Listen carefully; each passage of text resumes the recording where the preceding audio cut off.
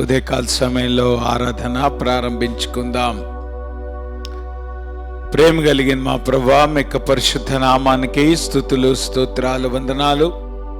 ఉదయకాల సమయంలో దేవాన్ని పాత్సంధికి వస్తూ ఉంటున్నాం. నీ సన్నిధిలో చేరి నిన్ను స్తుతించటకు, ఆరాధించటకు ప్రభువా మేము చేరి ఉండగా మీ సన్నిధి మాతో ఉంచమని ప్రార్థన చేస్తున్నాను. చేరి వచ్చిన వారిని బట్టి ప్రభువా మీకు వందనాలు. ఇంకా రావాల్సిన వారిని కూడా సకాలంలో మీరు తీసుకొని రమ్మని ప్రార్థన చేస్తున్నాను. ఈ ఆరాధన యావత్తు మీ కృపగల హస్తాలకు అప్పగిస్తున్నాం. సమస్తము మర్యాదగాను క్రమముగాను నీకు మహిమకరంగాను ప్రభా మీరు జరిగించుకోమని ప్రార్థన చేస్తున్నాను. ప్రతి విధమైన ఆటంకము, అంధకార దురాత్మ శక్తుల్ని యేసు నామంలో బంధిస్తూ ఉంటున్నాం. ప్రభా మీరే కృప చూపించి నడిపించమని, ఈ సమయాన్ని మా కొరకు దీవెనకరంగా ప్రభా మీరు దయచేయమని మీ కృపగల హస్తాలకు ప్రభా మమ్మల్ని అప్పగించుకుంటూ యేసు నామంలో ప్రార్థిస్తున్నాం తండ్రి, ఆమేన్. మంచిది, మనందరం లేచి నిలబడి దేవుని వాక్యాన్ని చదువుదాం. ప్రసంగి గ్రంథం 11వ అధ్యాయం మొదటి 6 వచనాలు మనం మార్చి చదువుకుందాం. ఈ దినమందు మన కొరకు ఏర్పాటు చేయబడిన దేవునికి వాక్య భాగం ప్రసంగి 11వ అధ్యాయం 1 నుంచి 6 వచనాలు ఉత్తర పచ్చజం చదువుకుందాం. ఆఖరి వచనాన్ని అందరి కలిపి చదువుకుందాం. నీ ఆహారమును నేల మీద వేయము, చాలా దినములైన తరువాత అది నీకు కనబడును.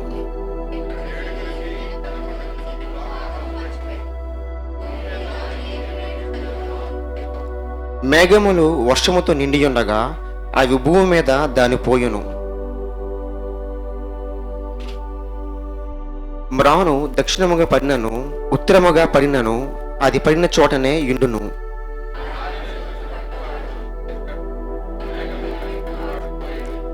చూలాలి గర్భముందు ఎముకలు ఏ రీతిగా ఎదిగినది నీకు తెలియదు.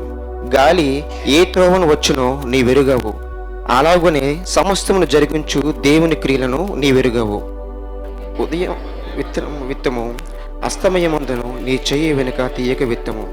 అది ఫలించునో ఇది ఫలించునో లేక రెండు సరి సమానముగా ఎదుగునో నీ వెరుగవు. దేవుడి పరిశుద్ధ వాక్యాన్ని మన వెనుకలో దీవించును గాక. ప్రేమ కలిగిన మా ప్రభువా మీకు పరిశుద్ధ నామానికి స్తుతులు, స్తోత్రాలు, వందనాలు.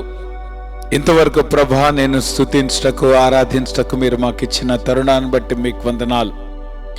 ఈ సమయంలో ప్రభా నీ వాక్యాన్ని మేము ధ్యానించినగా నీ వాక్యం ద్వారా ప్రభా మీరు మాతో మాట్లాడి మీరు మాత్రమే ఘనత, మహిమ, ప్రభావం పొందుమని యేసు నామంలో ప్రార్థిస్తున్నాం తండ్రి, ఆమేన్. ఈ ఉదయకాల సమయంలో మనము దేవుని వాక్యాన్ని ధ్యానం చేసుకుందాం. ప్రసంగి గ్రంథంలో 11వ అధ్యాయంలో మనము చదువుకున్నటువంటి ఈ భాగంలో నుండి కొన్ని విషయాలు మనము ధ్యానం చేయటానికి ప్రయత్నం చేద్దాం. దీనికి నేను పెట్టినటువంటి టైటిల్ ఏంటంటే హ్యాండ్లింగ్ లైఫ్స్ అన్సర్టినిటీ. జీవితం అనేటువంటిది మరి మన ముందు చూస్తూ ఉన్నప్పుడు అనేకమైన విషయాలు, మనము అనుకోనవి, మనము ఊహించినటువంటి విషయాలు అనేక సార్లు మన జీవితాల్లో జరుగుతూ ఉంటాయి. అటువంటి క్రైసిస్ సిచ్యువేషన్స్ మన జీవితాల్లోకి వచ్చినప్పుడు, లేదంటే ఏదైతే అన్సర్టినిటీ తెలుగులో ఏమంటాం మనం, అనిశ్చితి కదా, రైట్. అనిశ్చితి ఏదైతే మన జీవితాల్లో ఉంటుందో ఆ అనిశ్చితిని ఎదుర్కోవటానికి మనము తీసుకోవాల్సినటువంటి జాగ్రత్తలు ఏంటి? ఎందుకంటే life comes at you very fast. ఈ రోజున మనము అనుకుంటూ ఉంటాం కదా, లైఫ్ చాలా స్పీడ్గా తిరుగుతూ ఉంది కదా, సంవత్సరాలు దొర్లిపోతున్నట్టు అనిపిస్తున్నాయి. నిజానికి సంవత్సరాలు ఏం దొర్లిపోవట్ల, మనం బిజీగా అయిపోయినాం కదా. కాబట్టి అట్లా అనిపిస్తూ ఉంది. అందుకని జీవితంలో అన్ని కూడా చాలా వేగవంతంగా జరుగుతూ ఉంటాయి. కొన్నిసార్లు మనము అనుకోనటువంటి సంఘటనలు కూడా అంతే వేగవంతంగా మన జీవితాల్లోకి రావటానికి అవకాశం ఉంది. కనుక ఇటువంటి సిట్యువేషన్స్ మన జీవితంలోకి వచ్చినప్పుడు ముందుగానే కదా, క్రైసిస్ వచ్చినప్పుడు మనం జాగ్రత్త పడటం కంటే కూడా క్రైసిస్ రాకముందే కొన్ని విషయాలు మనం ప్రిపేర్ అయితే తద్వారా క్రైసిస్ వచ్చినప్పుడు మనం కంగారు పడకుండా ఆ అన్సర్టెన్ టైమ్స్ గుండా మనం వెళ్తున్నప్పుడు ఏ రకంగా మన జీవితాన్ని మనము హ్యాండిల్ చేయాలనేటువంటిది ఉదయకాల సమయంలో మనం నేర్చుకోవటానికి ప్రయత్నం చేద్దాం. విలియం వైటింగ్ బోర్డెన్ అని ఈయన యాక్చువల్గా he was a multi millionaire. ఆయన 21 సంవత్సరాల వయసు వచ్చినప్పటికే ఆయన చాలా ఆస్తిపరుడు, చాలా గొప్ప మిలియనేర్. అయితే ఏం చేశాడంటే దేవుడు తనతో మాట్లాడటాన్ని బట్టి ఆ డబ్బంతా కూడా అతను మిషన్స్ కి ఇచ్చేసి అతను ఈజిప్ట్కి ఒక మిషనరీగా వెళ్తాడు. ఈజిప్ట్కి మిషనరీగా వెళ్ళాలి అనేటువంటి ఉద్దేశంతో అతను బయలుదేరి ఈజిప్ట్ వెళ్తాడు. సో ఎప్పుడైతే ఇతను మిషనరీగా వెళ్ళాలి అనేటువంటి ఆ నిర్ణయం తీసుకున్నప్పుడు తండ్రి కూడా దాంతో ఏకీభవించగా అతని ఇంట్లోండి బయటకు పంపించినప్పుడు అతడు ఆ ఉద్దేశంతో మిషనరీగా ఉండాలి ఈజిప్ట్ లో అనేటువంటి ఉద్దేశంతో ఆయన ఈజిప్ట్ వెళ్ళి మిషనరీగా తాను ప్రిపేర్ అవుతున్నటువంటి ఆ దశలో ఆయనకి స్పైనల్ మెనింజైటిస్ అనేటువంటి ఆ వ్యాధి వచ్చి 25 సంవత్సరాలకే అతను మిషనరీ కాకుండానే చనిపోయాడు.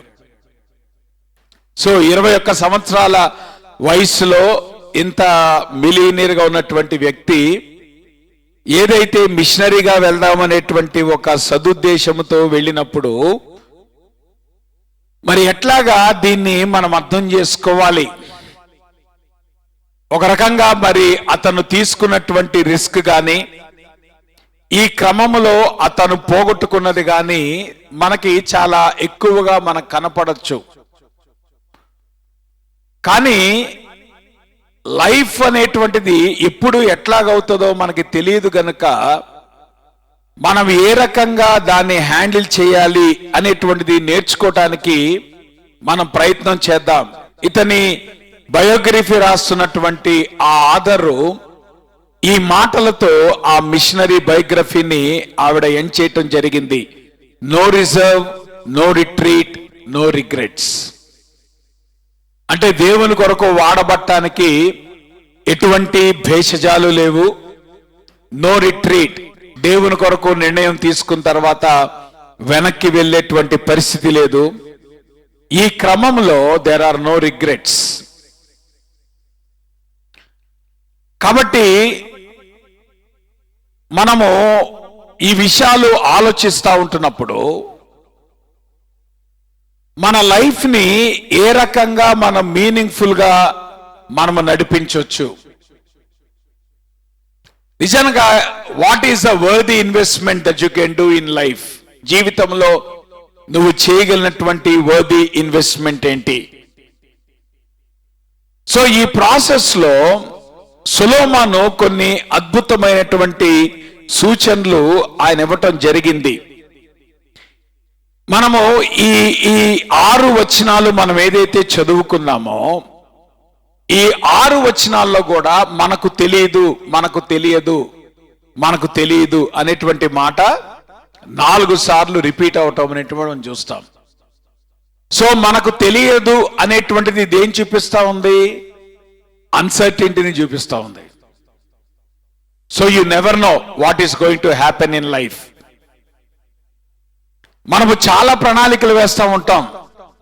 ఆ మాటకు వస్తే మనం ఇయర్లీ ప్లాన్లు వేస్తూ ఉంటాం, లేదంటే రాబోయే కొన్ని సంవత్సరాలకి మనం ప్లాన్ చేస్తూ ఉంటాం. But at the end of the day అసలు రియాలిటీ ఆఫ్ లైఫ్ ఏంటనేటువంటి కనుక గమనిస్తే you do not know what is going to happen. That is the uncertainty of life. జీవితంలో ఉన్నటువంటి అనిశ్చితి ఏంటో తెలుసా? ఏమి జరగబోతుందో మనకి తెలియదు. సో ఏమి జరగబోతుందో మనకు తెలియదు కాబట్టి మనకు వచ్చేటువంటి ప్రశ్న ఏంటంటే సాఫీగా జీవితాన్ని తీసుకెళ్ళిపోవటం మంచిదా, లేదంటే రిస్క్ తీసుకోవటం మంచిదా? ఏ ప్రాబ్లం రాకుండా, ప్రాబ్లం కనపడకుండా జీవితాన్ని వీలైనంత స్మూత్ గా ఈ ప్రాసెస్ లో కాంప్రమైజ్ అయ్యటానికి వీలైతే కాంప్రమైజ్ అయిపోయి కదా, పరిస్థితుల్లో కాంప్రమైజ్ అయిపోయి, మనుషులతో కాంప్రమైజ్ అయిపోయి, సంబంధాల్లో కాంప్రమైజ్ అయిపోయి, అట్లాగా do you want to play it safe లేదంటే రిస్క్ తీసుకొని జీవితాన్ని ముందుకు తీసుకెళ్లేటువంటి అవకాశం ఉందా? సొలొమోన్ ఏమంటాడంటే, in the verge of the unsettling uncertainty that is there before our eyes. అంటే మన ముందు సెటిల్ కానటువంటి అన్సర్టనిటీ ఏదైతే ఉందో, నిజానికి ఈ పదము మనం చాలా ఎక్కువ వాడుతూ ఉంటాం, సెటిల్ సెటిల్ సెటిల్ కదా. కానీ లైఫ్ లో సెటిల్మెంట్ లేదు. అది అర్థం కాక మనము కాని దాని కొరకు ప్రయాసపడతా ఉన్నాం. చాలాసార్లు మనం అనుకుంటున్నాం సెటిల్ కావాలని. అసలు సెటిల్మెంట్ అనేటువంటి లైఫ్కి ఎప్పుడూ లేదు. మన జీవితం ఎప్పుడు కూడా we're living in unsettling uncertainty. ఎప్పటికి కూడా సెటిల్ కానటువంటి ఒక అనిశ్చితిని మన జీవితాల్లో మనం ఎదుర్కొంటా ఉంటాం. అది ముందు మనం గమనించుకోవాలా. అందువల్ల ఎప్పుడైతే మనం సెటిల్ అవ్వాలి ఏమంటే ఉద్యోగంలో సెటిల్ అవ్వాలి, పెళ్లిళ్ళు చేసుకొని సెటిల్ అవ్వాలి, ఈ యాటిట్యూడ్ ఏదైతే ఉందో నిజానికి అది మన జీవితాల్లో అన్రెస్ట్ క్రియేట్ చేస్తుంది. ఎందుకో తెలుసా? నువ్వు సెటిల్ అవ్వాలనుకుంటున్నావు, కానీ నీ జీవితం ఎప్పటికీ కూడా సెటిల్ అవ్వదు. సో ఈ ప్రాసెస్లో ఏమవుతుంది? కాని దాని కొరకు నువ్వు ప్రయాసపడుతూ, కాని దాని కొరకు నువ్వు ఆలోచిస్తా, కాని దాని కొరకు నీ టైం వెచ్చిస్తా, ఈ ప్రాసెస్ లో ఏమవుతా ఉంది? You are trying to do something which you can never do in life. అందుకనే మన జీవితాల్లో నెమ్మది లేకుండా, మన జీవితాల్లో సమాధానం లేకుండా నిత్యము మనము ఆ క్రష్ గుండా మనం బ్రతుకుతా ఉంటున్నాం. ఇక్కడ సాల్మన్ ఏం చెప్తా ఉంటున్నాడంటే, you are living in uncertainty. జీవితానికి ఎప్పుడు కూడా సెటిల్మెంట్ లేదు, జీవితానికి ఎప్పుడు కూడా స్థిరత్వం రాదు. అందుకే మీరు గమనించారా, పెళ్ళవ్వంగానే సెటిల్ అవుతుంది అంటారు. పెళ్ళైన తర్వాత ఏమవుతుందమ్మా చెప్పండి? సెటిల్ అవుతారా? గొడవలు ప్రారంభమవుతాయా?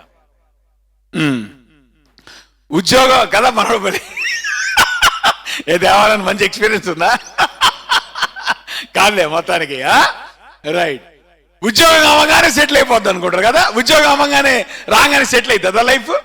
మీరు గమనించండి, ఎన్ని సంవత్సరాల నుండి ఉద్యోగం చేస్తున్నారు చెప్పండి? సెటిల్ అయిందా లైఫ్? ఎందుకు సెటిల్ కాలే? సెటిల్ అవ్వదు. మనం అనవసరంగా ఊరికే సెటిల్ అవ్వాలి అని ప్రయత్నం చేస్తున్నాం, అవ్వదు. పిల్లలు పుట్టంగానే సెటిల్ అయిపోద్దండి లైఫ్. ఎవడు చెప్పాడు? నువ్వు ఏదైతే సాధించి జీవితం సెటిల్ అవుద్దని అనుకుంటున్నావో ఆ వెనకాల మళ్ళీ కొత్త ప్రాబ్లమ్స్ వస్తాయి. సో ఎప్పుడు కూడా లైఫ్ సెటిల్ అవ్వదు. అమ్మ ఇది అవ్వంగానే పర్వాలేదండి, చక్కగా ఏమంటారు రిటైర్మెంట్ అవ్వంగానే హాయిగా ఇంట్లో ఉంటారు. ఏడైతుంది? అవుతుందా? At every stage of life నువ్వు అనుకుంటావు ఇది రాగానే అవుతుంది అనుకుంటావు, కానీ అది రాగానే ఇంకో కొత్త సమస్య వస్తుంది, కొత్త ఛాలెంజ్ వస్తుంది. సో ఆబ్వియస్ గా నువ్వు ప్రతి స్టేజ్ లో కూడా you are living with unsettling uncertainty. ఆ విషయాన్ని మనం అర్థం చేసుకోవాలా. అందుకనే ఈ భాగంలో 4 సార్లు హైలైట్ చేస్తున్నాడు, మనకు తెలియదు, మనకు తెలియదు, మనకు తెలియదు. ఇది బాగా మీరు ముందు వంట పట్టించుకోండి. సో లైఫ్ ని ఎట్లాగా నువ్వు అప్రోచ్ అవుతావు, లైఫ్ ని నువ్వు ఎట్లా డీల్ చేస్తావు, లైఫ్ లో నిత్యము ఉండేటువంటి ఈ అన్సర్టనిటీ ఏదైతే ఉంటుందో దాన్ని నువ్వు ఎట్లా హ్యాండిల్ చేస్తావు అనేటువంటిది మనము ఈ ఉదయకాల సమయంలో ఆలోచించడానికి ప్రయత్నం చేద్దాం. దీంట్లో నేను 4 విషయాలు హైలైట్ చేయటం జరిగింది. What is that we can do in order to face this uncertainty of life. దీనిలో మొట్టమొదటిది ఏమంటాడంటే ధైర్యంగా బతకండి. జాగ్రత్త వినండి, ఎట్లా బతకాలా? ధైర్యంగా బతకండి, రిస్క్ తీసుకొని బతకండి. ఇక్కడ సొలొమోను ఒక సామెతను వాడుతున్నాడు. ఏంటా సామెత? నీ ఆహారమును నీళ్ల మీద వేయుము, చాలా దినములైన తరువాత అది నీకు కనబడును. ఈ మాట వెనకాల సొలొమోనుకున్నటువంటి అనుభవం ఏదైతే ఉందో ట్రేడింగ్ లో, మీరు ఎందుకంటే రాజుల గ్రంథంలో కనుక గమనిస్తే కాన్స్టెంట్ గా Solomon he was involved in trading. సముద్రం మీద ఆ రోజుల్లో వాళ్ళకి మేజర్ ట్రేడింగ్ అంతా ఎట్లా జరిగేది? సీ రూట్ లో జరిగేది. సో ఆబ్వియస్ గా మీరు గమనించండి, ప్రతిసారి కూడా తన గూడ్స్ అన్ని కూడా ఇప్పుడు కార్గోలో ఎక్కడ వెళ్తా ఉంటాయి? సీ మీద వెళ్తా ఉంటాయి. ఎంతకాలం పట్టుద్ది ప్రయాణం చేయడానికి? ఏ మణికుమార్ గారు చెప్పండి, ఎంతకాలం పట్టుద్ది? ఇంతకాలం లేదు, కనీసం 1 సంవత్సరం పట్టుద్ది కదా. చూసారా? సో సంవత్సరం పాటు నువ్వు ఆ సీ మీద ప్రయాణం చేస్తున్నప్పుడు, అది 3 నెలలు కావచ్చు, 4 నెలలు కావచ్చు, లేదంటే సంవత్సరం కావచ్చు. It depends. ఇంత టైం అని మన ఏం లేదు. ఎందుకంటే ఒక దగ్గర ఉండి ఇంకో దగ్గరికి వెళ్ళొద్ది కార్గో, మళ్ళీ అక్కడ అన్లోడ్ చేస్తారు, మళ్ళీ రీలోడ్ చేస్తారు. ఈ ప్రాసెస్ అంతా కూడా it take so much time. ఈ రోజుల్లో మనకి టెక్నాలజీ వచ్చింది కాబట్టి కొంచెం నెలల్లో జరుగుతుంది, కానీ ఆ రోజుల్లో ప్రాబబ్లీ టుక్ ఇయర్స్. ఒక కార్గో వెళ్ళి అది బిజినెస్ చేసుకొని ఆ కార్గో అంతా అయిపోయి మళ్ళా ఆ మనీ అనేటువంటిది వ్యాపారికి వెనక్కి తిరిగి వచ్చేటప్పటికి ప్రాబబ్లీ టుక్ సమ్ ఇయర్స్. కానీ ఈ ప్రాసెస్ లో ఏం చేస్తున్నాడు? రిస్క్ తీసుకుంటున్నాడు. ఏంటా రిస్క్? సముద్రం మీదకి సరుకును పంపిస్తున్నాడు. సో సముద్రం మీదకి సరుకు పంపిస్తా ఉన్నప్పుడు there is risk involved. Risk ఉంది అక్కడ. ఏమైతుందో తెలియదు. నీకు రిటర్న్స్ ఎప్పుడు వస్తాయి? వెంటనే రావు. So you have to wait for returns. So obvious గా నువ్వు పేషెంట్ గా నీకు వెయిట్ చేసేటువంటి స్వభావం కనుక లేకపోతే, అమ్మో నాకు లాభం ఎప్పుడు వస్తుంది, అమ్మో నాకు లాభం ఎప్పుడు వస్తుంది, అమ్మో నేను ఈ సరుకు పంపించి ఎంతకాలం అయింది, నాకు డబ్బు ఎప్పుడు వస్తుంది అని గనక నీకు బీపీ ఉందనుకో, అది వచ్చేలోపు చచ్చిపోతావు. నా మాట మీ కదా, అది వచ్చేలోపు చచ్చిపోతావు. కారణం ఏంటి? You can't wait. వెయిట్ చేసేటువంటి ఓపిక నీకు లేదు. సో ఈ ప్రాసెస్ లో గనక మనం గమనిస్తే there is lot of risk involved. ఇంకా ఈ రోజుల్లో మీరు గమనించారా, మనకి GPS ఉంది కదా, కరెక్ట్ గా షిప్ ఏ పొజిషన్ లో ఉంది, రైట్, ఫ్లైట్ ఎక్కడ ఉంది, మాట మీకు అర్థమవుతుందా? అక్కడ బయలుదేరంగానే ఇక్కడ లైవ్ ట్రాకింగ్ మొదలెడతాం మేము. అర్థమవుతుందా? ఎందుకంటే 24 అవర్స్ ఫ్లైట్, ఆ మధ్యలో ఏమవుతుందో తెలియదు. కాబట్టి ఇప్పుడు ఏం చేస్తాం మనం? లైవ్ ట్రాకింగ్ ఉంది ఇప్పుడు. సో ఎక్కడెక్కడ ఏ ఎయిర్పోర్ట్ నుండి ఏ ఎయిర్పోర్ట్కి వెళ్తుంది. సో అక్కడ ల్యాండ్ అవ్వగానే వాళ్ళు ఫోన్ చేయక్కర్లా. ఈ రోజుల్లో మనకి ఏమైపోతుంది? ఇమీడియట్ గా మనకే కళ్ళ ముందు చూస్తున్నాం, ఓహో ల్యాండ్ అయింది. నా మాట మీకు అర్థమవుతుందా? మరి ఆ రోజుల్లో వాళ్ళకి GPS లేదు, వాళ్ళకి లైవ్ ట్రాకింగ్ లేదు. సో ఒకసారి గనక వాళ్ళు సరుకుని గనక సముద్రం మీద పంపిస్తే వెనక్కి తిరిగి వచ్చేదాకా నమ్మకం లేదు. ఎంత టైం పట్టుద్దో తెలియదు. సో ఇప్పుడు ఏం చేయాలా? రిస్క్ తీసుకుందామా? సరుకుని సముద్రంలో వేద్దామా? సముద్రంలో పంపిద్దామా? ఇప్పుడు జాగ్రత్త వినండి. ఒక షిప్ని మీరు తీసుకున్నారనుకోమ్మా, షిప్ సేఫ్ గా ఉండే ప్లేస్ ఏంటి? హార్బర్ లో. అవునా కదా?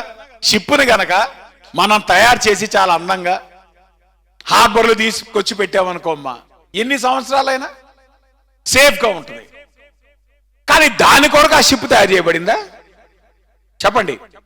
ఇప్పుడు సేఫ్టీ ప్రాముఖ్యమా, రిస్క్ ప్రాముఖ్యమా? నువ్వు షిప్ని డిజైన్ చేసింది దాని సేఫ్ గా ఉంచడం కొరకు కాదు. సో హార్బర్ లో సేఫ్ గా ఉంటుంది కాబట్టి ఎల్లకాలము నువ్వు హార్బర్ లో పెట్టావనుకో షిప్పు, దాన్ని తయారు చేసినటువంటి ఉద్దేశం నెరవేరుతుందా? సో ఆబ్వియస్ గా ఈ షిప్ యొక్క ఉద్దేశము నెరవేర్చబడాలంటే ఇప్పుడు ఏం చేయాలి? షిప్ని పంపించాలి సముద్రంలోకి. సో సముద్రంలో దొంగలు ఉంటారు, పైరేట్స్ ఉంటారు, వాళ్ళు వచ్చి దొంగిలించవచ్చు. Problem number 1. సముద్రంలో తుఫాన్ ఉంటది, బదలైపోవచ్చు. Problem number 2. లేదంటే పలానా పోర్ట్ లో కస్టమ్స్ వాళ్ళు హోల్డ్ చేయొచ్చు. Problem number 3. ఇట్లా మనం వేసుకుంటే గనక షిప్ గనక హార్బర్ లో ఉంటే మనకి ప్రాబ్లం లేదు, ఎంతకాలమైనా సేఫ్ గానే ఉంటది. కానీ షిప్ డిజైన్ చేసింది దాని కొరకు కాదు. సో ఈ ప్రాసెస్ లో ఇప్పుడు ఏం చేయాలా? నువ్వు దాన్ని సముద్రంలోకి పంపించాల్సిందే. సముద్రంలో పంపించినప్పుడు ఏమవుతుంది? సమస్యలు వస్తాయి. సో అప్పుడు ఏం చేద్దాం? అమ్మ పాస్టర్ గారి పిల్లల్ని అక్కడ పంపిస్తే ఎట్లాగా? వాళ్ళు ఉండలేరండి. అబ్బే అసలు వీళ్ళకి హాస్టల్లో అలవాట్లేదండి. అమ్మో అమ్మ చేతి వంటకమే వీళ్ళు తినగలరండి, అసలు బయట ఫుడ్ వీళ్ళకి అలవాట్లేదండి. ఈ కబుర్లు చెప్పావనుకో ఇక ఆయన పనికి రాకుండా చేస్తావు ఇంట్లో. అవునా కదా? ఇప్పుడు ఈ కబుర్లని చెప్పి నువ్వు ఇంట్లో కూర్చోబెట్టుకున్నావు అనుకో, అదా సేఫ్టీ? రోడ్డు మీదకి వెళ్తే యాక్సిడెంట్ అవుతుందని చెప్పి బండి కొనలేదు అనుకో, అదా రైట్ డెసిషన్? అమ్మో రోడ్లో యాక్సిడెంట్లు అయిపోతున్నాయండి, కాబట్టి ఇప్పుడు ఏం చేయాలా? బండి కుదరదండి, ఎక్కడికైనా నేనే తీసుకెళ్తాను అంతే. ఎట్ట కుదురుద్ది? ఇప్పుడు ఏం చేయాలా? రిస్క్ తీసుకోవాలా లేదా? So you have to take.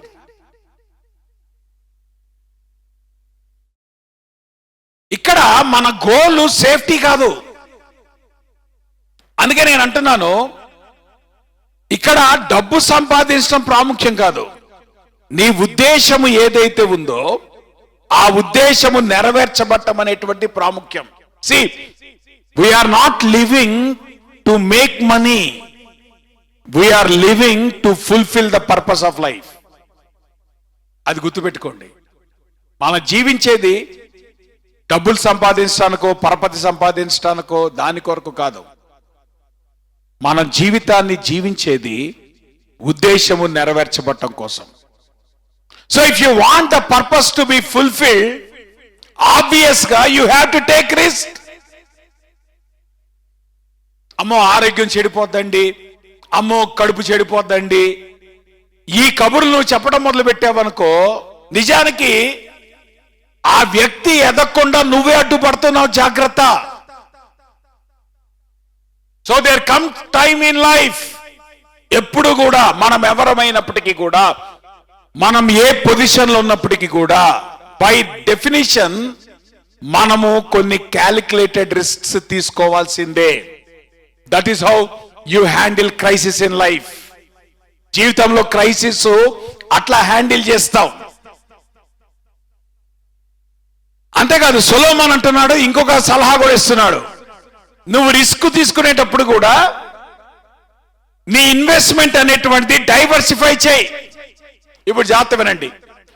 నువ్వు సరుకంతా కూడా ఒక షిప్ లో పంపించావనుకో, ఆ షిప్కి ప్రమాదం వచ్చిందనుకో, అప్పుడు ఏమైతుంది?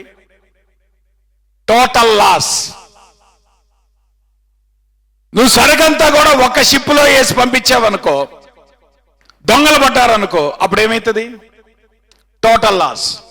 కాబట్టి సొలొమోన్ ఏమంటున్నాడంటే, అరే అబ్బాయి రిస్క్ తీసుకునేటప్పుడు ఏం చేయాలా?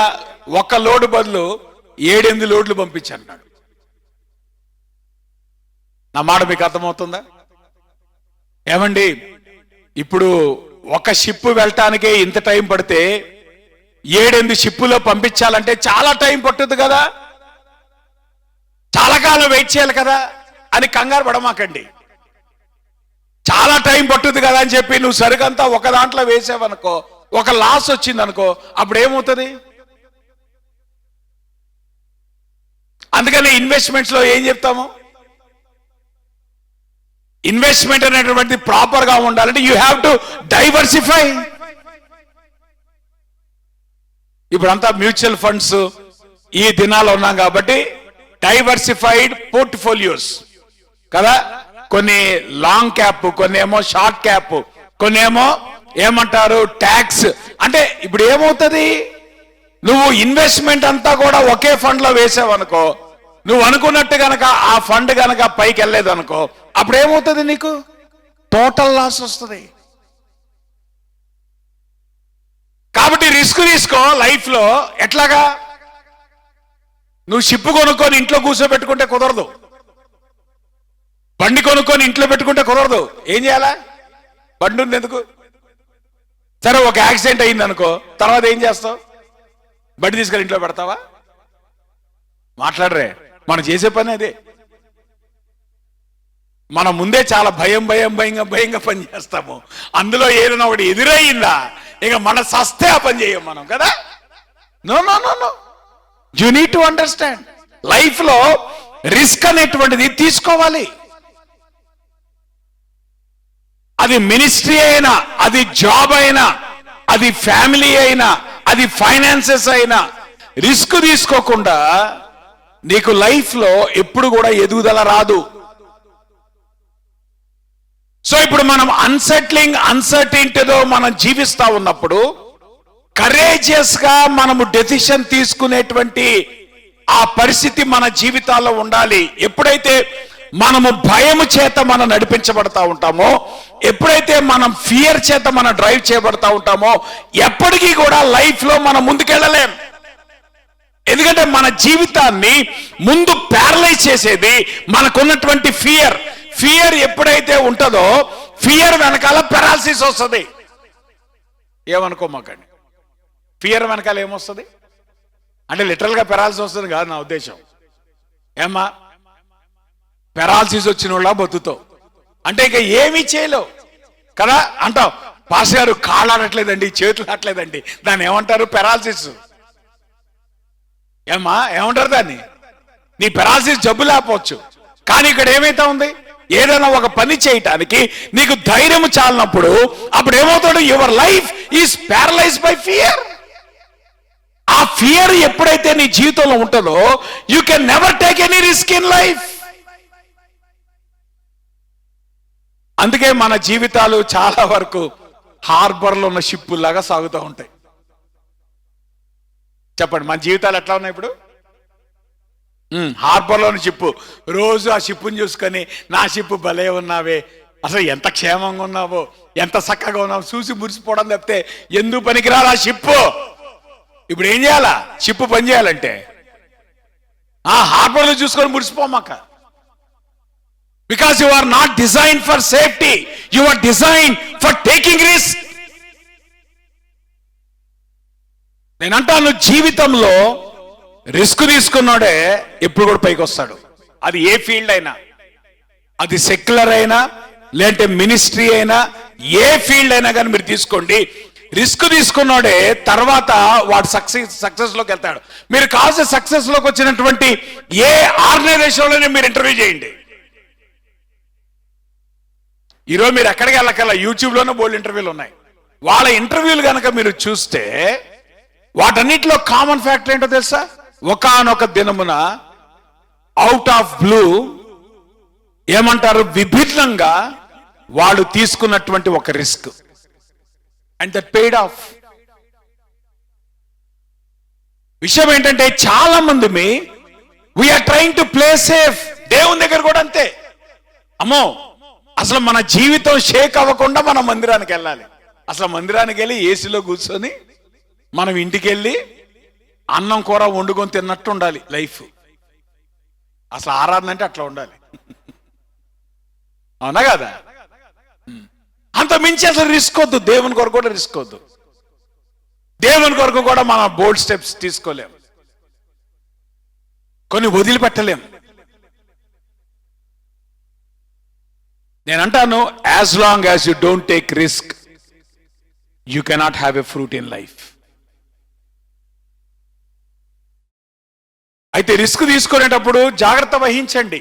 సాల్మన్ కూడా అంటున్నాడు, మీరు కార్గో అంతా కూడా ఒక షిప్ లో పంపించమాకండి, డైవర్సిఫై చేయండి ఇన్వెస్ట్మెంట్ ని. ఏ రకంగా మీరు ఎఫెక్టివ్ గా లైఫ్ ని ముందుకు ఎట్లా తీసుకెళ్ళగలరు జాగ్రత్త చూడండి. అంతేగాని చేతులు కట్టుకొని ఇంట్లో కూర్చున్నవాడు దేవుని చేతిలో వాడబట్టడానికి పనికిరాడు.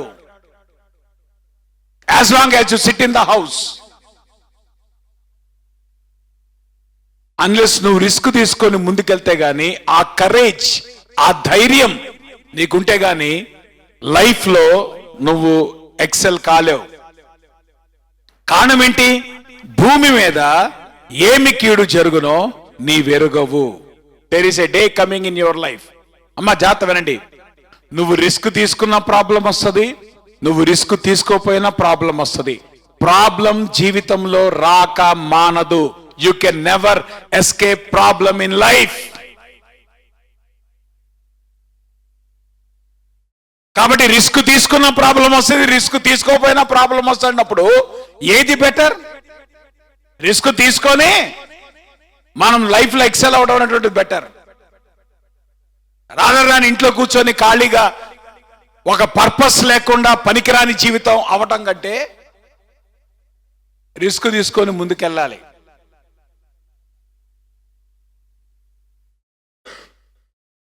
రెండోది లివ్ విత్ సాటిస్ఫాక్షన్ అంటాడు. మేఘములు వర్షముతో నిండి ఉండగా అవి భూమి మీద దాన్ని పోయును, మ్రాను దక్షిణముగా పడినను ఉత్తరముగా పడినను అది పడిన చోటనే ఉండును.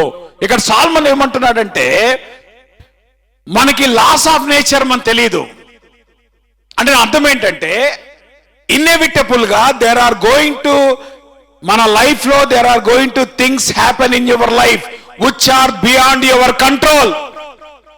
గుర్తుంచుకో, నువ్వు దేవుని కోసం బ్రతుకున్నంత మాత్రం చేత, నువ్వు మందిరానికి వస్తున్నంత మాత్రం చేత నీ జీవితము సాఫీగా ఉండదు అనుకోమాక. బై నెసెసిటీ నీ నీ నీ కంట్రోల్లో లేనటువంటి సర్కమ్స్టాన్సెస్ నీ జీవితంలో జరుగుతాయి. Some things are obviously going to happen. చెప్పండి, వర్షం నీ కంట్రోల్ ఉందా? వర్షం ఎప్పుడు రావాలో ఎప్పుడు రాకూడదో నీ కంట్రోల్లో ఉందా? చెట్లు ఎప్పుడు కోలాలో చెట్లు ఎప్పుడు కోలకూడదో నీ కంట్రోల్లో ఉందా? అంటే అర్థం ఏంటి? నువ్వు ఎంత జాగ్రత్తలు తీసుకున్నా obviously some things are going to happen. So వర్షము రాక మానదు, తుఫాను రాక మానదు, చెట్లు పడిపోగా మానక తప్పదు. సో ఆబ్వియస్ గా మన జీవితాల్లో మనము బ్రతికేటువంటి క్రమంలో you are going to encounter disasters in life. That's the reality of life. Disasters రాక మానదు, ఆటంకాలు హిండ్రన్సెస్ రాక మానదు. సో నువ్వు యాక్టివ్ గా నువ్వు జీవించినంత మాత్రం కానీ, నువ్వు ప్యాసివ్ గా ఇన్యాక్టివ్ గా ఉన్నంత మాత్రం చేత కానీ నీ జీవితంలో వచ్చేటువంటి ఉపద్రవాలు నువ్వు తప్పించుకోలేవు. ఆబ్వియస్లీ ఉపద్రవాలు మన జీవితాల్లో వస్తాయి. ఒకవేళ అంతా సర్దుకున్న తర్వాత చేద్దాం అనుకున్నావు అనుకో, నువ్వు ఎప్పటికీ చేయలేవు. ఏమంటే ఇప్పుడు కొంచెం ప్రాబ్లమేటిక్ ఉందండి లైఫ్. కాబట్టి ఈ ప్రాబ్లమ్స్ అంతా అయిన తర్వాత కదా, పాస్టర్ గారు అన్ని సర్దుకున్న తర్వాత అప్పుడు బాప్తిసం తీసుకుంటానండి. అవి సర్దుకోవు, నువ్వు బాప్తిసం తీసుకో. ఆ పాస్టర్ గారు అంతా అయిన తర్వాత అండి అప్పుడు వస్తానండి. అది అవ్వదు, నువ్వు రావు. అందుకే జీవితంలో సంవత్సరాలు దొర్లిపోతున్నాయి పనికి రాకుండా.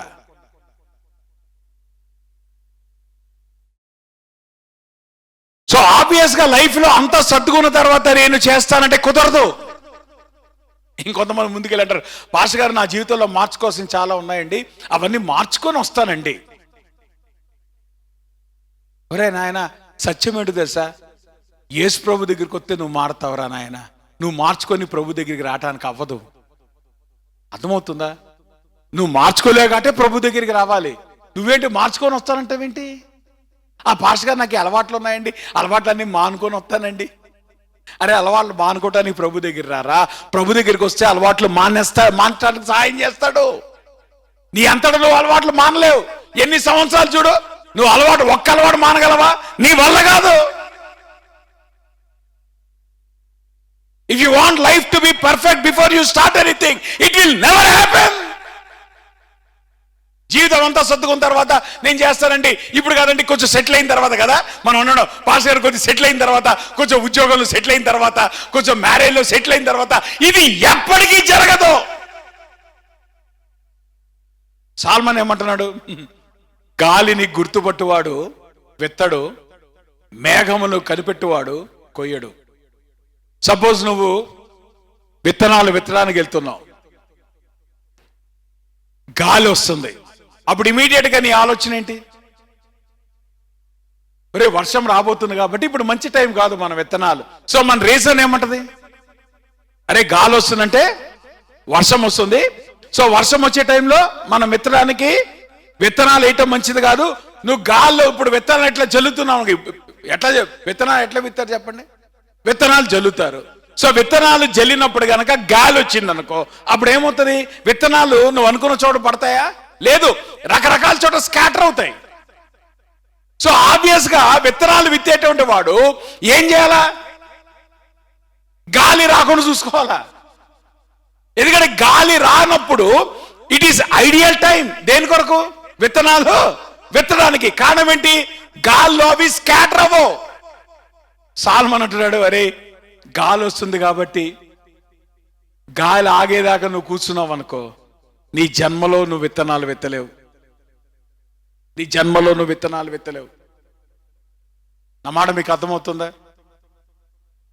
పంటను కోయివాడు మేఘములను కనిపెట్టిన ఎడల వాడు ఎప్పటికీ పంటను కోయలేడు.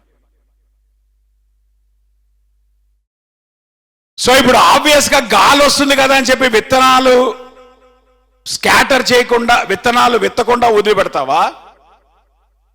లేదంటే అందినంత వరకు వస్తాయని చెప్పి రిస్క్ తీసుకొని నువ్వు విత్తనాలు విత్తుతావా? నువ్వు విత్తనాలు విత్తకుండా ఇంట్లో కూర్చుంటే ఇట్ ఈస్ టోటల్ లాస్. ఒకవేళ నువ్వు గాలి వస్తున్నప్పటికీ కూడా నువ్వు విత్తనాలు విత్తావనుకో, కొన్ని స్కాటర్ అవుతాయి, కొన్ని బాగానే పడతాయిగా. అప్పుడేమవుతుంది? టోటల్ లాస్ లేకుండా కొంతైనా లాభం వస్తుందిగా. Does it make any sense? నేను చెప్తున్నాను, అర్థమవుతుందా మీకు? That is how you take risk in life. కాబట్టి ఇప్పుడు పాస్టర్ గారు బాగా పండాలి కాబట్టి గాలంతా ఆగిపోయిన దాకా నేను వెయిట్ చేస్తానంటే కుదరదు. ఇప్పుడు ఏం చేయాలా? గాలి వస్తున్నా గానీ విత్తనాలు విత్తు, ఏదైతే పంట పండుతో దాంతో సంతృప్తి చెందు. మనకేముండాలా? పర్ఫెక్ట్ కండిషన్ ఉండి అంతా కూడా బాగా ఉండి అప్పుడు బాగా విత్తనాలు విత్తి పంటంతా కోసుకోవాలనే ఆశ మనకి. లాభం ఎంత రావాలి చెప్పండి? లాభం 100% రావాలి కదా మనకి. We want 100% profit. ఏమాత్రం మనకి లాస్ రావడానికి వీలేదు. సాల్మన్ ఏమంటున్నాడు? ఒరే నాయనా, గాలి ఎప్పటికీ ఆగదు. సో ఇప్పుడు ఏం చేస్తావు నువ్వు?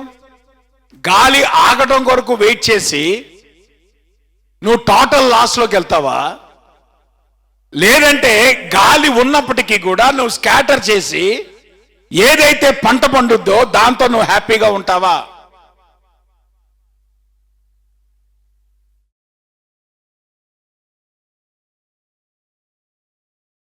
పది సంవత్సరాలు వేస్ట్ చేసి ఎగ్జామ్ రాయటం కొరకు ఉద్యోగం సాధించడం బెటరా? ఎవరు మాట్లాడలే. ఉన్న ప్రైవేట్ జాబ్తో హ్యాపీగా ఉండటం బెటరా?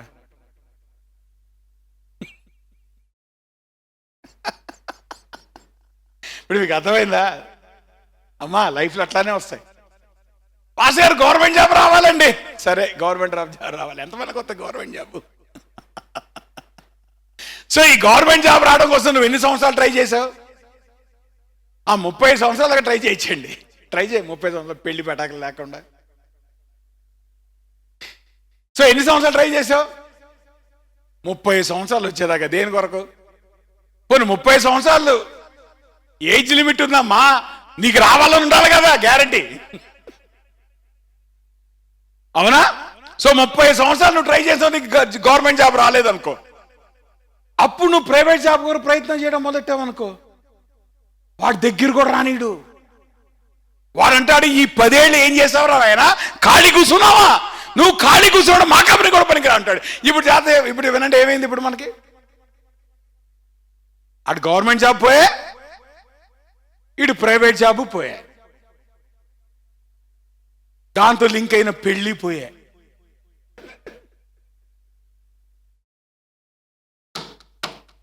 ఇప్పుడు నా సంగతి మీకు అర్థమైందమ్మా? మనం చేసే పనులు ఇట్లానే ఉంటాయి. అరే, be satisfied with what God has given to you. ఈ ప్రాసెస్ లో నువ్వు ఎంత పోగొట్టుకుంటున్నావు, ఎంత టైం వేస్ట్ చేస్తున్నావు, ఎంత ఎనర్జీ వేస్ట్ అవుతా ఉంది. Is it worth?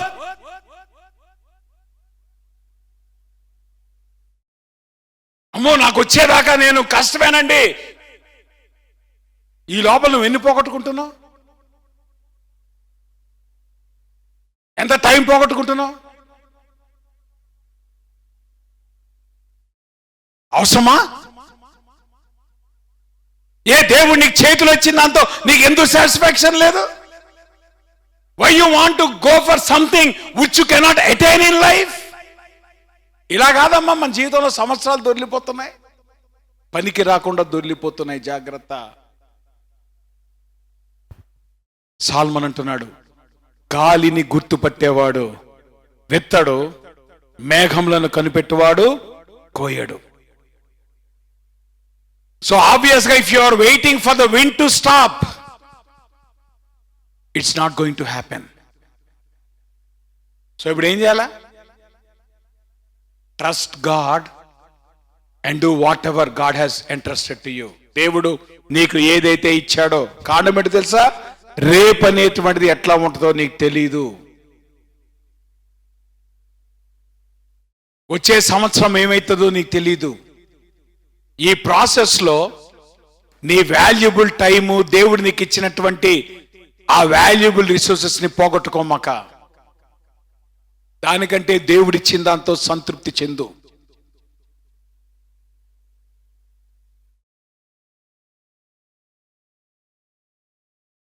దేవుడు మన జీవితాల్లో పనిచేసేది ఇట్ ఈస్ నాట్ ఫ్యాటలిస్టిక్. ఛాన్స్ ప్రకారం దేవుడు ఎప్పుడు పనిచేయడు. సాల్మన్ ఏమంటున్నా అంటే, అరే అబ్బాయి మనకు తెలీదు కానీ ఎవరికి తెలుసు? అరే నీ జీవితంలో రేపు ఏం జరగబోతుందో ఎవరికి తెలుసు? క్రియేషన్ నీకు అర్థం కాకపోవచ్చు, కానీ క్రియేటర్ నీకు తెలుసు. అది గుర్తుంచుకో. చెప్పండి, మనకేం తెలీదు? క్రియేషన్ లో ప్రిన్సిపల్స్ ఎట్లా వర్కౌట్ అయితే మనకి తెలీదు, కానీ క్రియేషన్ ని క్రియేట్ చేసినటువంటి క్రియేటర్ తెలుసు.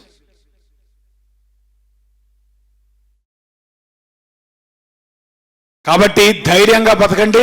రెండోది ఏమన్నాడు? సంతృప్తితో బ్రతకండి. Don't wait for perfect time to happen, it may not come. Reasonable గా చేయండి అమ్మా, పర్వాలేదు. 1 సంవత్సరం ప్రయత్నం చేయండి, 2 సంవత్సరాలు ప్రయత్నం చేయండి, రాకపోతే మానిపడేయండి. రీజనబుల్ గా చేయండి. Why you want go for years? ఎందుకు ఇయర్స్ బై ఇయర్స్ ఎందుకు వేస్ట్ చేసుకోవాలి మనం?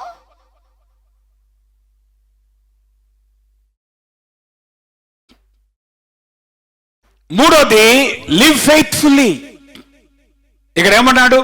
చూలాలి గర్భమందు ఎముకలు ఏ రీతిగా ఎదుగునది నీకు తెలియదు, గాలి ఏ త్రోవను వచ్చునో నీవెరుగవు, అలాగనే సమస్తమును జరిగించు దేవుని క్రియలు నీవు ఎరుగవు. ఇక్కడ ఏమన్నాడు తెలుసా? You never know the plan of God. దేవుడు నీ జీవితంలో ఏ మలుపులు తిప్పుతాడో నీకు తెలియదు. ఆయన ప్రణాళికను ఎట్లా ముందుకు తీసుకెళ్తాడో నీకు తెలియదు. ఆ మాటకు వస్తే, దేవుడు నీ జీవితంలో ఏం చేయబోతున్నాడో ఆ కంప్లీట్ నాలెడ్జ్ నీకు లేదు. అంతెందుకు, అసలు నువ్వు ఈ లోకంలోకి ఎట్లా వచ్చావో నీకు తెలీదు. గంతకంటే నీకేం తెలుసు? చూసారా ఏమన్నాడు? చూలాలి గర్భమందు ఎముకలు ఏ రీతిగా. అమ్మ జాగ్రత్త వినండి, బయాలజీలో మనం చెప్తారు కదా, జైగోట్ ఫామ్ అవటం. నిజమే, జైగోట్ ఫామ్ అయింది. జైగోట్ ఫామ్ అయిన తర్వాత జైగోట్లో స్పిరిట్ ఎప్పుడు వస్తుంది? అవునా? చెప్పండి. జైగోట్ అంటే బాడీయే కదమ్మా, కానీ రియల్ పర్సన్ ఎవరు లోపల? స్పిరిట్ కదా. చనిపోయాడు అంటే అర్థం ఏంటి? స్పిరిట్ పోయే. అవునా? సో హ్యూమన్ బాడీలో అదే అంటున్నాడు ఇక్కడ సాల్మన్, గాలి ఏ త్రోవను వచ్చినో నీ వెరుగవు. గాలి అంటే ఇక్కడ స్పిరిట్ అని అర్థం. బోన్స్ ఎట్లా ఫామ్ అవుతాయో నీకు తెలీదు. అసలు సింగిల్ సెల్ గా ప్రారంభమైతమ్మా లైఫ్. ఎక్కడ స్టార్ట్ అవుతుంది? Single cell.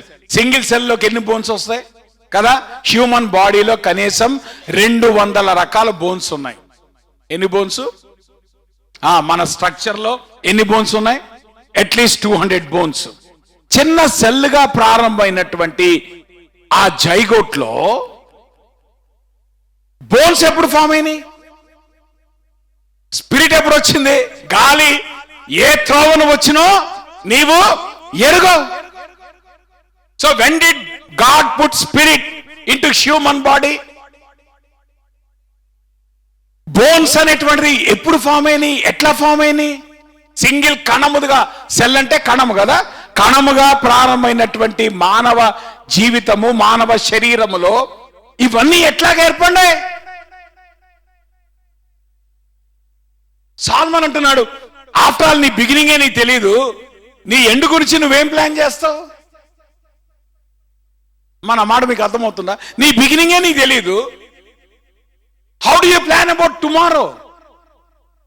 What knowledge do you have to plan about tomorrow? నీ పాస్ట్ నీకు తెలీదు, నీ బిగినింగే నీకు తెలీదు, నువ్వు ఎట్లా ఫామ్ అయ్యో నీకు తెలీదు, నీ లోపల పార్ట్స్ ఎట్లా వచ్చి నీకు తెలియదు, నీ స్పిరిట్ ఎట్లా వచ్చి తెలీదు. ఇవన్నీ తెలియకుండా నీ లైఫ్కి వచ్చి నువ్వేం ప్లాన్ చేస్తావు? మా గొప్పగా ప్లాన్ చేస్తున్నావు కానీ మన ప్లాన్స్కి ఏం తక్కువ ఉండవు. పాస్గా నేను అదే అయిపోవాలి, ఇదే అయిపోవాలి, అయిపో కలల్లో. చాలాసార్లు అయిపోయేది ఎక్కడా అమ్మా? వాస్తవంలోనా కలల్లోనా? Because you are trying to do something which you can never do. నీ జీవితం యొక్క గమనమంతా దేవుని చేతిలో ఉంది.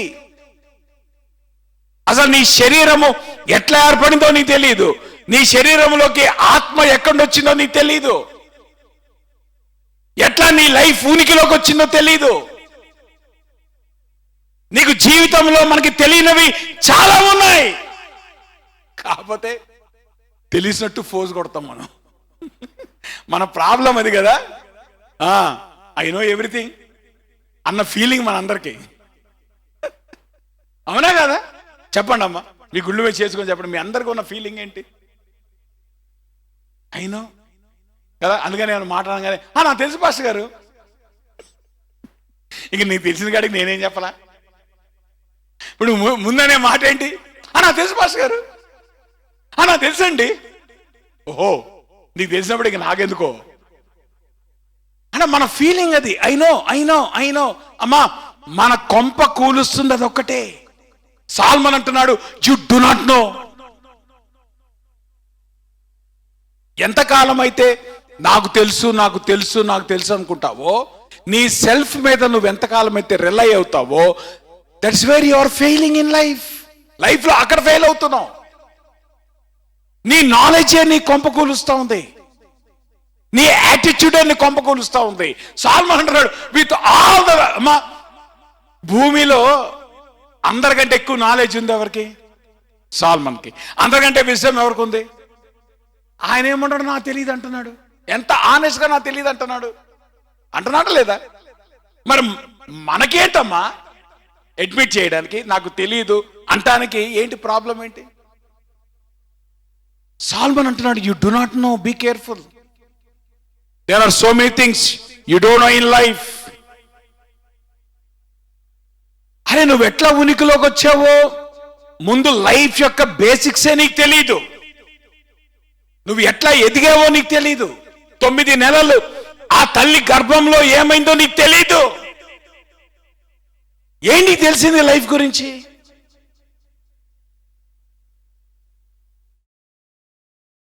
అందుకని అంటున్నాడు, life is uncertain, things go wrong, suffering comes. జీవితంలో అనిశ్చితి ఉంటుంది. కొన్నిసార్లు నువ్వు ఎంత జాగ్రత్త పడినా కొన్నిసార్లు నువ్వు అనుకున్నది వర్కౌట్ అవ్వదు. అన్ని వేళ వర్కౌట్ అవుద్ది అనుకోమాకండి. నేను మొన్న కూడా చెప్పాను మీకు, దేవుని సర్వాధికారంలో వర్కౌట్ అవ్వటం ఎంత ఉందో వర్కౌట్ అవ్వకపోవటం కూడా అంతే ఉంది. కాదు, మనము లైఫ్ లో ఎట్లా ట్యూన్ అయిపోయామంటే ఎంతసేపటికి దేవుని సర్వాధికారంలో అవ్వాలి. ఆమేనను ప్రభా. ఎంతసేపటికి దేవుడు ఏమనాలా? నువ్వు అన్న ప్రద్దానికి, నువ్వు అడిగిన ప్రద్దానికి ఆమేనను ప్రభా. లేదు నాయనా, దేర్ ఆర్ సమ్ థింగ్స్, నువ్వు ఎంత అరిచి నేమంటే మొత్తుకున్నా some things will not happen in life. అంతే. నువ్వు ఎంత జాగ్రత్త పడినా some things will go wrong in life. నువ్వు ఎంత కొన్ని విషయాల్లో సక్సెస్ గుండా వెళ్ళినా కొన్ని విషయాల్లో నువ్వు ఫెయిల్ అవుతావు. అమ్మో నేను ఎట్లా ఫెయిల్ అవుతానండి? మరి నువ్వు కాక ఎవడు ఫెయిల్ అవుతాడు? జంతువులు ఫెయిల్ అయితే ఏమ్మా ఎవరు ఫెయిల్ అవుతారు? అందుకే సాల్మన్ అంటున్నాడు, యు డోంట్ నో. అంటే ఈ క్షణములో ఒకవేళ దేవుడు చేసేది మనకు అర్థం కాకపోవచ్చు, కానీ God is in control of everything. అంటే నీ లైఫ్ యొక్క ఆరిజిన్ ఎట్లా వచ్చిందో నీకు తెలియపోవచ్చు, నీ లైఫ్ లో డిఫరెంట్ ఆర్గాన్స్ ఎట్లా ఫామ్ అవుతున్నాయి నీకు తెలియపోవచ్చు, అసలు స్పిరిట్ అనేటువంటిది నీ నీ నీ యొక్క బాడీలోకి ఎప్పుడు ఎంటర్ అవుతుందో నీకు తెలియకపోవచ్చు. లేదంటే జీవితంలో నువ్వు జీవించేటువంటి క్రమంలో అనేకమైన విషయాలు నీకు తెలియకపోవచ్చు. But you need to understand there is an omniscient God who knows everything. మనకు తెలియపోవచ్చు, కానీ ఎవరు తెలుసు? అన్ని ఎరిగినటువంటి, సర్వము ఎరిగినటువంటి సర్వజ్ఞాని. అందుకే దేవుని యొక్క లక్షణాల్లో దేవుడు ఆయన ఆల్ పవర్ఫుల్, ఆయన ఆల్ నాలెడ్జ్ఫుల్, అంటే ఆమ్నిషియంట్. దేవుడు ఆయన సర్వజ్ఞాని, ఆయన సర్వశక్తి గలవాడు. ఈ విషయము మన జీవితాల్లోకి బాగా అబ్జర్వ్ చేసుకోవాలి. అప్పుడు కానీ లైఫ్ ని మనం జాగ్రత్తగా హ్యాండిల్ చేయలేము. అందుకనే లివ్ ఫెయిత్ఫుల్లీ అనేటువంటి మాటకు అర్థం ఏంటంటే living in the knowledge that God is in control.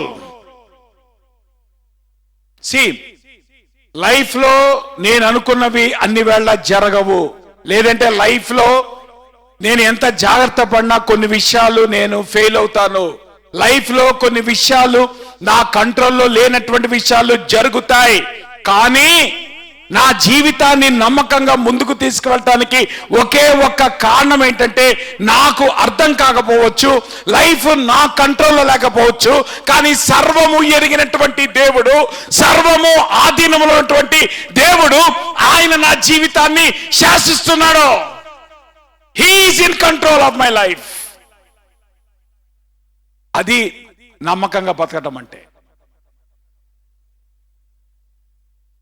ఇక్కడ నమ్మకం అనేటువంటిది నీలో నీకు నమ్మకం కాదు, మన మీద మనకు బహు నమ్మకం కదా, కాన్ఫిడెన్స్. అందుకే కాన్ఫిడెన్స్ ముందు ఏముంటది? సెల్ఫ్. ఆ సెల్ఫ్ వల్లే ఈ కాన్ఫిడెన్స్ కూడా తప్పుదారి పడుతుంది. చెప్పండి, మనకి ఏ కాన్ఫిడెన్స్ ఉండాలి? సెల్ఫ్ కాన్ఫిడెన్సా, గాడ్ కాన్ఫిడెన్సా? అసలు మన జీవితాల్లో గాడు పోతాడు ఎక్కడి నుండి? కాన్ఫిడెన్స్ లెవెల్స్ ఎంత ఉంటాయో. దేంట్లో కాన్ఫిడెన్స్ లెవెల్స్? నీ మీద నీకు ప్రమాదం. అది కాదు, your self confidence is a problem. ఇక్కడ సాల్మన్ ఏమంటున్నంటే put your confidence and trust in God. Confidence ఎవరిలో ఉండాలా? దేవుల్లో ఉండాలి. ట్రస్ట్ ఎవరిలో ఉండాలా? దేవుల్లో ఉండాలి. కారణం ఏంటి? ఆయన మాత్రమే he's in control of life అనేటువంటి విషయాన్ని మనం అర్థం చేసుకోవాలి. నాలుగోది సాల్మన్ అంటున్నాడు, లివ్ యూజింగ్ ఎవ్రీ ఆపర్చునిటీ. దేవుడు నీకు ఇచ్చినటువంటి ప్రతి అవకాశాన్ని కూడా సద్వినియోగం చేసుకో. ఇక్కడ ఏమన్నాడు?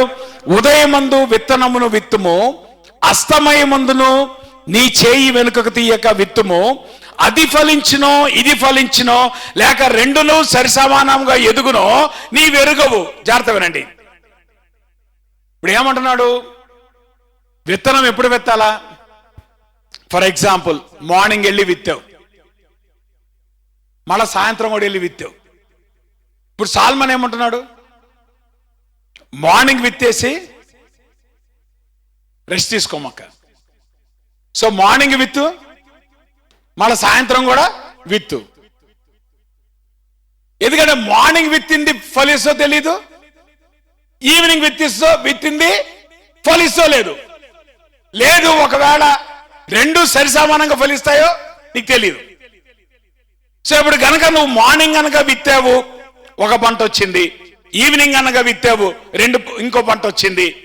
ఒకవేళ రెండు గనక సరిసమానంగా పండి అనుకో, అప్పుడు ఏమవుతుంది? నీకు డబుల్ ప్రాఫిట్ వస్తుంది లైఫ్లో. ఇవాళంతా ఎకనామిక్స్ క్లాస్లో ఉన్నట్టుంది కదా. సో ఇప్పుడు ప్రాఫిట్ ఎంత వస్తుంది? Double profit. పోనీ ఒకవేళ మార్నింగ్ విత్తావు, ఈవినింగ్ విత్తావు, మార్నింగ్ వర్కౌట్ కాల, ఈవినింగ్ వర్కౌట్ అయింది, అప్పుడు ఏమవుతుంది? సింగిల్ ప్రాఫిట్ వస్తుంది. అసలు నువ్వు ఏమి ఎత్తలేదు, ఏమి ఎత్తలేదు, అప్పుడు ఏమవుతుంది? సో ఇప్పుడు సాల్మన్ ఏమంటున్నాడు, అరే నాయన, జీవితంలో ఆపర్చునిటీస్ ఎట్లాగ వస్తాయో మనకు తెలియదు. నా మాట మీకు అర్థమవుతుందా? మనకున్నటువంటి పెద్ద ప్రాబ్లం ఏంటంటే, లైఫ్లో డెసిషన్ తీసుకోవడానికి ఇది అవకాశము అని హెడ్డింగ్తో ఏ అవకాశం రాదు కదా. ఒకవేళ కనుక మన జీవితంలో వచ్చే ఆపర్చునిటీస్ కనుక ఇది ఆపర్చునిటీ అనే హెడ్డింగ్తో వచ్చింది అనుకో, మనం వెంటనే ఏం చేస్తాం? అందిపుచ్చి చేసుకో. కారణం ఏంటి? You know that it's an opportunity. కానీ లైఫ్లో ఎప్పుడు కూడా ఆపర్చునిటీస్ ఎట్లా వస్తాయి? You never no. ఆ మాటకు వస్తే మీకు సంగతి చెప్పనా, దేవుడు అవుట్ ఆఫ్ బ్లూ ఎక్స్ట్రాడినరీగా పనిచేయడు, నీ డే టు డే లైఫ్లో పనిచేస్తాడు. నువ్వు రోజు చేసే ఉద్యోగమే ఒకరోజు ఆపర్చునిటీ వస్తుంది. నువ్వు రోజు చదివే ఒకరోజు ఆపర్చునిటీ వస్తుంది. సో ఇప్పుడు ఆబ్వియస్గా ఏం చేయాలా? ఏది నీకు ఆపర్చునిటీ అవుతుందో తెలియదు గనక ప్రతి ఆపర్చునిటీని కూడా సద్వినియోగం చేసుకోవాలా. So you have to live using every opportunity in life. Yes, risk ఉంది, ప్రాబ్లమ్స్ వస్తాయి, ఛాలెంజెస్ వస్తాయి, కానీ ఏం చేస్తున్నావు? You are trying to take every opportunity in life. ఇదిగో దేవుడు నీకు ఈ ఉద్యోగం ఇచ్చాడు, ఇదిగో దేవుడు నీకు ఈ కుటుంబాన్ని ఇచ్చాడు, ఇదిగో దేవుడు నీకు ఈ పిల్లల్ని ఇచ్చాడు, ఇదిగో దేవుడు నీకు ఈ మినిస్ట్రీ ఇచ్చాడు. ఇవన్నీ కూడా నీ డే టు డే లైఫ్ లో దేవుడు నీకు ఇచ్చినవే. నువ్వు వాటిలో నువ్వు జీవిస్తూ నువ్వు ప్రతిదినము బ్రతికేటువంటి క్రమంలో ఆ డే టు డే స్కెడ్యూల్లోనే ఒక దాంట్లో దేవుడు ఏం చేస్తాడు? నీకు లాభం తీసుకొచ్చి పెడతాడు. కాబట్టి ఇప్పుడు దేంట్లో లాభం తీసుకొస్తాడో మనకు తెలియదు. సో మార్నింగ్ విత్తిన దానిలో లాభం వస్తుందో తెలియదు, సాయంత్రం విత్తిన దానిలో లాభం వస్తుందో తెలియదు. సో ఇప్పుడు ఏం చేయాలా? నువ్వు మార్నింగ్ విత్తాల్సిందే, నువ్వు సాయంత్రం విత్తాల్సిందే. ఒకవేళ రెండింటిలో లాభం వచ్చింది అనుకో, డబల్ లాభం వస్తుంది. లేదు ఒకదానిలో లాభం వచ్చింది అనుకో, ఒకదానిలో లాభం వస్తుంది. లేదంటే ఆ రోజు విత్తింది వర్కౌట్ కాదనుకో, మరుసటి రోజు విత్తు. విత్తడం ఆపమాక. ఏం చేయాలి? విత్తడము ఆపమాక. Because you never know a opportunity దేవుడు ఎట్లాగా టక్కుని తీసుకొస్తాడో మనకు తెలియదు. నీ డే టు డే లైఫ్లో నువ్వు డే టు డే తీసుకునేటువంటి డెసిషన్స్ లోనే one decision will be your opportunity. That's how life works. కాబట్టి సాల్మన్ ఏమంటున్నంటే, నీ ముందు అనిశ్చితి ఉన్నంత మాత్రం చేత నువ్వు చేతులు ముడుచుకొని ఇంట్లో కూర్చోవాల్సిన అవసరం లేదు. అనిశ్చితి అనేటువంటిది నీ కళ్ళ ముందు ఉన్నంత మాత్రం చేత నువ్వు భయపడిపోయి నువ్వు ఇంట్లో కూర్చోవాల్సిన అవసరం లేదు. ఏం చేయొచ్చు? ధైర్యంగా నువ్వు నిర్ణయాలు తీసుకోవచ్చు. దేవుణ్ణి ట్రస్ట్ చేసి నువ్వు నిర్ణయాలు తీసుకోవచ్చు. దేవుని కొరకు నమ్మకంగా నిర్ణయాలు తీసుకోవచ్చు.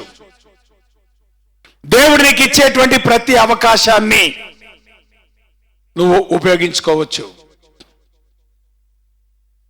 అందుకనే లైఫ్లో మనం ఎట్లాగా మనం దేవుని చిత్తంలో మనం ఒక్కొక్క నిర్ణయం తీసుకుని వెళ్ళేటువంటి క్రమంలోనే దేవుడు ఒకానొక నిర్ణయాన్ని అట్లా రూట్ మారుస్తాడంతే.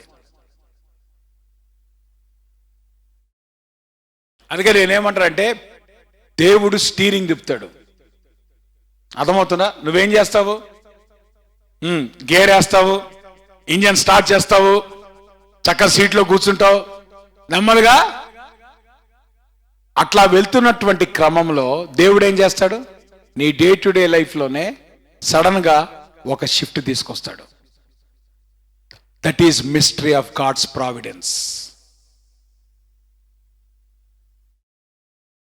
ఏమా రూతు ఏం ఏరుకోవడానికి వెళ్ళింది? ఆమెకేం తెలుసా? దేవుడు అక్కడ బోయేజ్ తేబోతా ఉన్నాడు, నేను వెళ్ళేటప్పటికి అక్కడ బోయేజ్ రెడీగా ఉంటాడు, కాబట్టి నేను వెళ్ళేటప్పటికి నా లైఫ్ సెట్ అవుద్ది అనుకుందా? చాలా సింపుల్, డే టు డే పని. ఆ మాట కొత్త అత్తగారి మాట వెళ్ళింది. ఎంతమంది కోడళ్ళు అత్తగారి మాట వింటారో.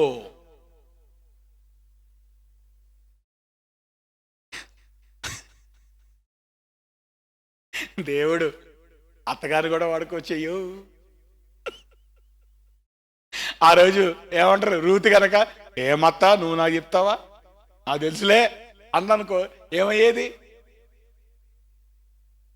కాబట్టి పెద్దవాళ్ళ మాట కూడా వినండి. అతని వాళ్ళ మాటే వినండి అని కాదు నా ఉద్దేశం. అంటే దేవుని స్వరము ఏ రకంగా ఎవరి ద్వారా దేవుడు మాట్లాడతాడో మనకి తెలీదు.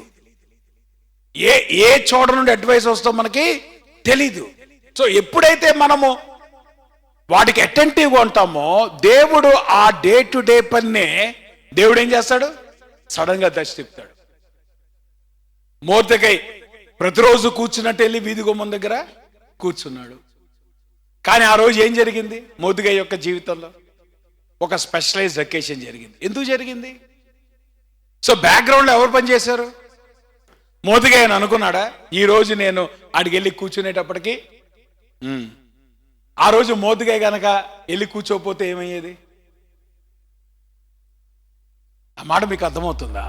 నీ డే టు డే లైఫ్లో నువ్వు రోజు వెళ్ళే జాబే, నువ్వు రోజు చదివే చదువే, నువ్వు రోజు వెళ్ళేటువంటి పనే, నువ్వు రోజు చేసేటువంటి మినిస్ట్రీనే, నువ్వు రోజు చేసుకునేటువంటి క్వైట్ టైమే, నువ్వు రోజు this your day to day life. But you never know opportunity ఎక్కడి నుండి వస్తుందో. అందుకే నన్ను Christians are not optimist, they are hopeful కదా. ఆప్టిమిజం అంటే ఆశావాదం, స్పెసిమిస్ట్ అంటే నిరాశావాదం. మనము ఆశావాదులం కాదు, మనం నిరాశావాదులం కాదు, మనము నిరీక్షణ కలిగినటువంటి వారు. నిరీక్షణ దేని బట్టి వస్తుంది? దేవుని బట్టి వస్తుంది. సో నువ్వు జీవితాన్ని ముందుకు తీసుకువెళ్ళటానికి బలమైనటువంటి కారణం ఏంటంటే, your thrust to go forward is always the sovereignty of God. నువ్వు జీవితాన్ని ముందుకు తీసుకెళ్లి జీవితంలో నువ్వు ఎక్సెల్ అయ్యేటువంటి విధానము ఏదైనా ఉందంటే దేవుని యొక్క సర్వాధికార ప్రణాళిక. అటువంటి కృప దేవుడు మనకు దయచేయనుగాక. ప్రార్థన చేసుకుందాం. ఉదయకాల సమయంలో దేవుని వాక్యపు వెలుగులో మన జీవితాలు చూసుకుందాం. అన్సర్టనిటీ ఉన్నంత మాత్రం చేత we need not play it safe. Solomon కూడా అదే అంటున్నాడు, ధైర్యంగా రిస్క్ తీసుకోండి, అయితే జాగ్రత్తగా ఇన్వెస్ట్మెంట్ని మీరు డైవర్సిఫై చేయండి. కారణం ఏంటంటే ఏమి జరగబోతుందో మనకు తెలియదు. 4 సార్లు అదే మాటని చెప్తున్నాడు. రేపు ఏమి జరగబోతుందో నీకు తెలీదు. ఎట్లా నువ్వు ప్లాన్ చేస్తావు నీకు తెలియదు కదా. కాబట్టి ఈ ప్రాసెస్లో ఏం చేద్దాం? షిప్ డిజైన్ చేయబడింది హార్బర్లో ఉండటానికి కాదు, సముద్రంలో వెళ్ళటానికి. తుఫాన్లు రావచ్చు, పర్వాలేదు. దొంగలు పడవచ్చు, పర్వాలేదు. మునిగిపోవచ్చు, పర్వాలేదు. అయినప్పటికీ రిస్క్ తీసుకోవాల్సిందే. ఆ ధైర్యంతో జీవితాన్ని ముందుకు తీసుకెళ్లాల్సిందే. రెండోది, సంతృప్తిగా దేవుని కొరకు బ్రతకటం. అంతా వర్కౌట్ అయ్యేదాకా వెయిట్ చేయటం వల్ల ప్రయోజనం ఏమి లేదు. గాలి తగ్గేదాకా విత్తనం అంటే గనక గాలి తగ్గకపోవచ్చు. మేఘం ఉంది కాబట్టి నేను కొయ్యను అంటే కుదరదు, మేఘం పోకపోవచ్చు. ఈ ప్రాసెస్లో సంతృప్తితో బ్రతుకు, దేవుడికి ఇచ్చిన దాంతో బ్రతుకు. ఫెయిత్ఫుల్ గా బతకడం దేవుని కొరకు. లైఫ్లో మనకు తెలియని చాలా ఉన్నాయి, కానీ మనకి నాలెడ్జ్ లేకపోయినా మనల్ని కలగజేసినటువంటి దేవుని యొక్క నాలెడ్జ్ మీద మనము రెస్ట్ అయినప్పుడు దేవుని కొరకు నమ్మకత్వంతో ముందుకెళ్ళేటువంటి అవకాశం ఉంది. అలానే దేవుడిచ్చిన ప్రతి ఆపర్చునిటీ నీ డే టు డే లైఫ్లో, అది పగలు కావచ్చు, సాయంత్రం కావచ్చు, నీ పని విత్తటమే. ఏ పాయింట్ ఆఫ్ టైంలో ఫ్రూట్ వస్తుందో నీకు తెలియదు. ఈ ప్రాసెస్లో దేవుడు నీకు అనేకమైన ఆపర్చునిటీస్ ఇవ్వచ్చు, లేదా దేవుడు సెలెక్టివ్గా నీకు ఆపర్చునిటీస్ ఇవ్వచ్చు. వాట్ ఎవర్ మే బి, ఆపర్చునిటీస్ని అందిపుచ్చుకోవాలా. నీ డే టు డే లైఫ్లోనే దేవుడు సడన్ గా ఆయన తీసుకొచ్చేటువంటి ట్విస్ట్ ఉంటుంది, సడన్ గా ఆయనకి ఇచ్చేటువంటి ఆపర్చునిటీ ఉంటుంది. అందిపుచ్చుకుందాం. అందులో లేచి నిలబడి ముగింపు ప్రార్థన చేసుకుని ఆశీర్వాద సెలవు తీసుకుందాం. ప్రేమ కలిగిన మా ప్రభువా, మీకు పరిశుద్ధ నామానికి స్తుతులు, స్తోత్రాలు, వందనాలు. ఉదయకాల సమయంలో ప్రభువా నీ పాద సన్నిధికి వస్తూ ఉంటున్నాం. మా జీవితంలో ఉన్నటువంటి అనిశ్చితిని, అనేక సార్లు ఆ ఫియర్ని బట్టి ప్రభా మేము ప్యారలైజ్ అవుతున్నాం, కానీ రిస్క్ తీసుకొని ప్రభా నీ కొరకు ముందుకెళ్ళేటువంటి పరిస్థితి కనపట్టలేదు. అది మా జాబ్స్లో కావచ్చు, మా ఫ్యామిలీస్లో కావచ్చు, మా మినిస్ట్రీస్లో కావచ్చు. దేవా, నీ వాక్యము సెలవిచ్చిన రీతిలో ఆ ప్రిన్సిపల్స్ అన్ని మా జీవితాల్లో ప్రభా మేము అవలంబించడాన్ని బట్టి నీ కొరకు ప్రభా ఫలభరితమైనటువంటి జీవితం, నీ ఉద్దేశాలు నెరవేర్చబడేటువంటి జీవితం ప్రభా మేము కలిగి ఉంటకు దేవా మీరు కృప చూపించమని ప్రతి కుటుంబాన్ని మీ నమ్మకమైన హస్తాలకు అప్పగించుకుంటూ యేసు నామంలో ప్రార్థిస్తున్నాం తండ్రి. పరలోకమందున్న మా తండ్రి, మీ నామం పరిశుద్ధపరచబడునుగాక, మీ రాజ్యం వచ్చునుగాక, మీ చిత్తం పరలోకం నెరవేర్చటు భూమి నెరవేరునుగాక. మా అందిన ఆహారం నేడు మాకు దయచేయండి, మా నష్టం ప్రకారం క్షమించండి, మమ్మ శోధలో దాకా దుష్టుడు తప్పించండి. రాజ్యము, శక్తి, మహిమ నిరంతరం మీరే. మన తండ్రి అయిన దేవుని యొక్క ప్రేమయు, కుమారుడు యేసుక్రీస్తు వారి కృపయు, పరిశుద్ధాత్మక అన్యోన్య సహవాసం ఇప్పుడు మనకు సదాకాలము తోడయుండి ఆయన రాకడ పర్యంతము భద్రపరిచి నడిపించునుగాక. అందరికి వందనాలు. God bless you. ఒకనొకరు ప్రకటించండి అమ్మా.